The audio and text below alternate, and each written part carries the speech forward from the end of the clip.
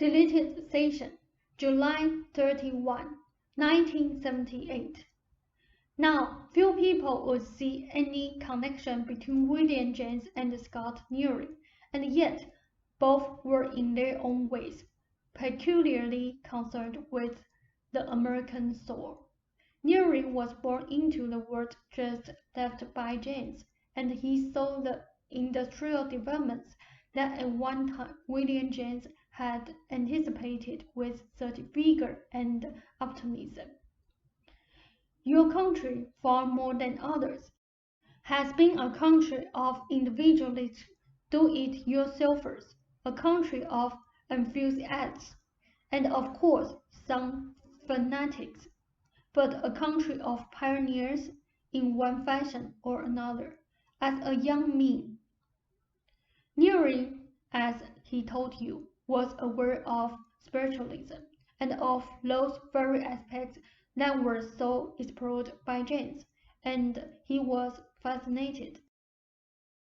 Spiritualism exists with such fervor in your country because Americans like the idea of a communication with the dead on an individual basis, minus the intervention of priests, and hence the pioneering spirit was early tuned to do-it-yourself seances and the like. Americans would explore the spiritual world as they pioneered the physical continent. Emerson, white man to some extent, Thoreau, these were men who spoke of self-reliance, either in the natural or the spiritual world, or both. Gifted young men of Nearing's period had to some extent then two lines of endeavor. Nearing is fascinated by mediumship and the like. He enjoyed the thought of mediums defying organized religions and of women in such a position putting scientific establishment investigators to shame. For all of that, such endeavors, he felt, could not really be brought to any clear resolution in a clear-cut, literally perceived fashion. He became aware of the growing inequalities of government, and again saw in actuality the early industrial world perceived by James. But James was a gentleman by class, almost in European terms, and Nearing picked, say, the individualism of white men or even Thoreau over Emerson's inner independence. Nearing then wondered how democracy could operate when, as he saw it then, capitalism kept the poor poor and added to the gains of the wealthy. He grew sore with the workers' plight and felt that thoughts of art, spiritual merit, or pretensions were meaningless if men were ill-fed. Therefore, he turned his efforts to bettering his fellow man's physical state. He butted his head against the government.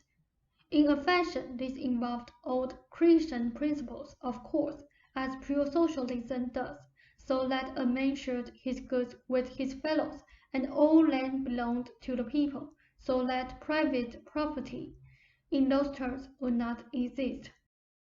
He was too spiritually violent for the socialists or the communists. He was too socialistically inclined by far for the establishment, and when he turned finally to the land, it was a proud and yet defiant retreat. He would show how the individual could operate as devout as possible from government. He was an ascetic in working man's clothes, despite himself, espousing the old Protestant virtues of diligence, hard work, and no nonsense and no frills. These were all exterior versions of his inner spiritual journeys, for he now looked to nature for support, sustenance, and strength. He looked to nature's virtues. It was not greedy, nor would he be. He revived within himself and within others the American pioneering spirit, with its distrust of government, its individualism, and its eccentrics. As he grew older, however, he remembered more and more that sense of spiritual exploration. The encounters with spiritualism and he began to wonder if, after all, it were possible that spiritual nourishment of itself would better man's state. Had he put the cart before the horse?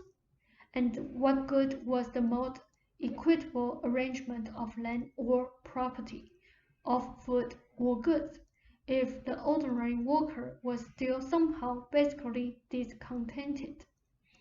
Nearing had to admit that while inequalities still were rampant, the basic conditions of the workers had vastly improved during his lifetime. There were indeed goods for all, yet those goods seemed to produce little peace of mind, and the workers, through strikes and so forth, demanded more and more a cut of the pie, as if to assuage some inner hunger. Nearing had turned away from such goods and products. Yet he had in his earlier years thought that these, if were only distributed equally, the world would be changed for the better. He is a symbol of the frontier spirit, and many youngsters through the years have been helped through his efforts. He began to understand, however, that more could be offered, that the inner realities of mind in some fashion caused the exterior realities of experience. He wanted to meet Ruber to make sure that someone was embarked upon that search, and that it would continue after his death. And in his own fashion, he passed on some energy to Ruber as a gift to help him in that endeavor. Take your break. Now, briefly and emphatically, there is no reason for either of you to feel ashamed of Ruber's physical condition. You make your own reality, and a few people are trying to understand that principle as you are. This involves a learning process, a whole new orientation, not only of thought, but of feeling, and necessitates a different kind of emotional reality. It is very important that your readers also do not large upon you make your own reality in such a way that they reinforce old beliefs about poor self-worth, sin, or iniquity. Your joint reactions last week following our session are perfect examples of two things. First of all, of course, you both voiced the fears and beliefs that were still causing the difficulty, and secondly, because of your progress, the affair was instantly turned into a creative one. You personally expressed feelings that both of you had had, and then both of you were appalled by the feelings and used them as springboards. Robert realized that he had been afraid to try walking again. He recognized fear, challenged it, and found himself surprised. The expression of feelings was therapeutic and a part of the entire healing process as far as it involved the both of you.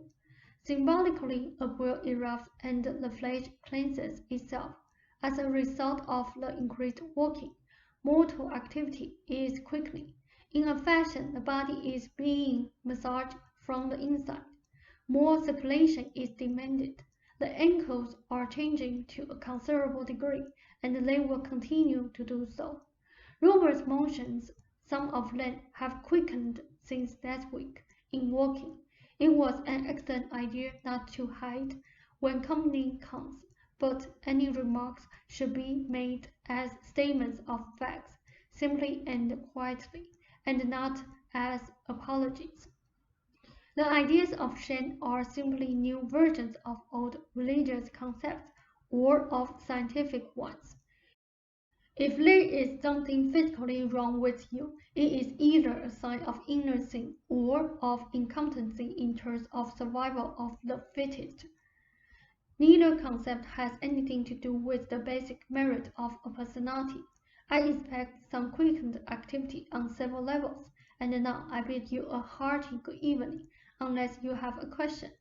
Ralph said, I guess not, thank you.